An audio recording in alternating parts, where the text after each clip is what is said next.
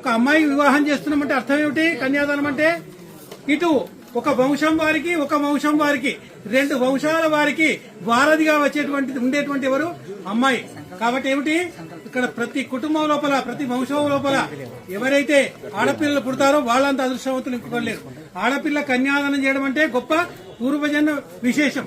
అయ్యా మరి అందరి మా ఇంట్లో అందరూ మగ పిల్లలే ఉన్నారు, ఆడపిల్లలు లేరు ఎట్లా అని కూడా అనుమానం రావచ్చు. ఒకవేళ దగ్గరి పిల్లలను గాని మన అన్నదమ్ముల పిల్లలు గాని మనం కన్యాదానం చేయాలి, లేదా మన బంధువుల పిల్లలు కన్యాదానం చేయాలి, లేదా అప్పటికి కూడా మన కులస్తులు లేదా మన ఇంట్లో పనిచేసేటటువంటి వాళ్ళ యొక్క సంతానానికి కూడా కన్యాదానం చేసినటువంటి సందర్భాల లోపల మనకు పుణ్యం దొరుకుతాయి. ఏమంటారు? దశ పూర్వేషాం దశా పరేషాం మద్ భవిష్యానాం శాశ్వత నరకాదుత్తీర్య అంటే ఇటు తండ్రి 10 తరాల వాళ్ళు, తల్లి 10 తరాల వాళ్ళు, 10 తరాల వాళ్ళు, 10 తరాల వాళ్ళు ఎవరైతే ఎక్కడ ఉన్నా ఏ లోకంలో ఉన్నా వారికి